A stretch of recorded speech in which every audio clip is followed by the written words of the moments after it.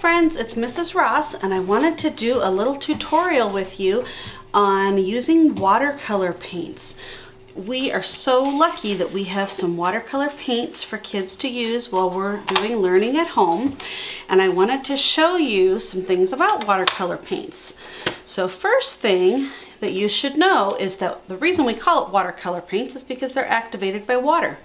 So you will need to get a little container. Now I use a little glass jar, and this is the same glass jar I use every time I paint.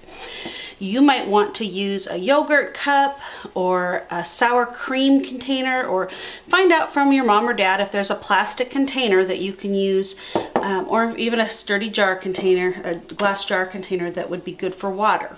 And when you fill that up, I want you to fill it up halfway. The reason I don't want you to fill it up all the way is because you might need to take your water over to the sink and dump it out and fill it up again. So the rule that we usually go with is halfway. So to work on your watercolor project, you'll need your watercolor paints and a brush, a piece of paper. I usually have a paper towel or put something underneath it so it doesn't get a bunch of paint all over our table, and then a jar of water that's halfway full. Now when you use your watercolor paints, remember I said it's activated by water, so you'll need to put your brush in the water and then add a little bit of water to that paint tray.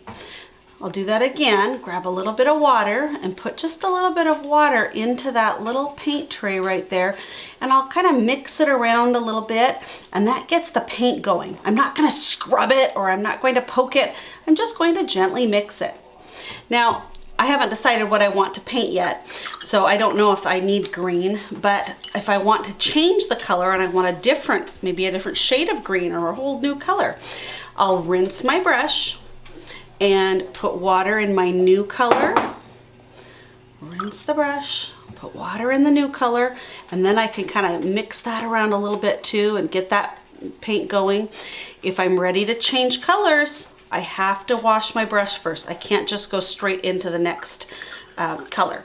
So I can decide any picture that I want to paint, and since I've already got the green going, I might as well start with green and do some green grass. Maybe I'll do a nice hill. And one thing you'll want to know about watercolor painting is you don't want to scrub, because that'll ruin the paper and it'll also ruin your brush. So just lightly paint where you want to paint. These are my little hills that I'm painting.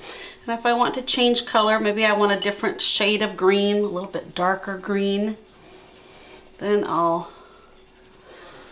mix a little bit of water into that one.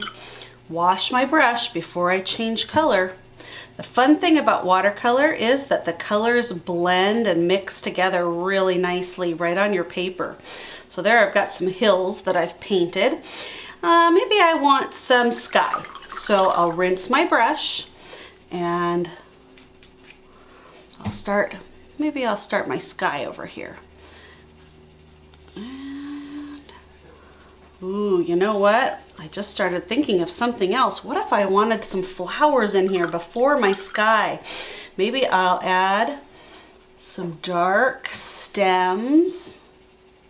Ooh, did you see the way that ran down into the one below it? If it's wet, you'll have wet on wet, and it'll expand like that and just kind of run down into the other colors. Sometimes that's a good thing, and sometimes you might not want that. So this one for my flower, I'm just going to make it all puffy and fluffy. And if I want to have a different color flower, maybe I want red for my next flower, I'll add some water to that. Don't forget to change, when you change colors, you need to wash off your brush.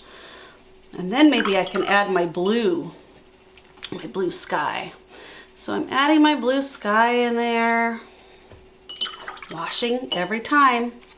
You can play around with these and decide what kind of colors you want to mix together. You can change, ooh, you know what? If I want to add a little bit darker blue and my paint's still wet, I can even just add that dark blue right into the top of it. Just play around with your watercolor paints, but don't get frustrated if the colors run together and you didn't mean them to, because that's what watercolor does. Watch this. Even if I don't mean it to, if I put a little bit of blue on that, it's just gonna spread all over the place. And maybe I meant to have my whole sky blue and not my flower, but sometimes that happens. So if you're experimenting with watercolor, be prepared. Now, when this water starts getting really dark, now let's say I wanted to change colors and go to a pale yellow or maybe my white, I might need to change my water and dump that out and get some fresh water. And remember that I only do it half full. And one last tip, when you're done with your painting, make sure that you put your paintbrush back in the tray, because if I leave it in a cup of water, it'll bend just like that. You want to leave your brush flat to dry, so leave it in there. So things we've talked about so far: water goes into the little paint tray. When you're mixing it up, we're not going to stab it or scrub it. We're just going to add the little bit of water, mix that up. Remember to wash your brush before you change colors. As you're painting, when the paint runs into each other, we call that bleeding, and you can see that the colors bled into each other. Sometimes I meant to do that, like with my green. Sometimes it might just be an accident. And you know what? All we say is, oh well, it's only paper. You can try another one. It's always fun to try another painting. And then when you're finished with your painting, I usually have a paper towel close by so I can kind of wipe up some of those messes that I've made if I've splattered anywhere. When I'm all finished, I usually leave this to open to dry, and that way all of these little paint palettes that have water in them will dry nicely and I can reuse them again later. So friends, go ahead and do some experimenting with your new paint set. See what types of things you can paint, remembering our rules. And I just can't wait to see what types of things you come up with. It should be lots of fun. Have a good time.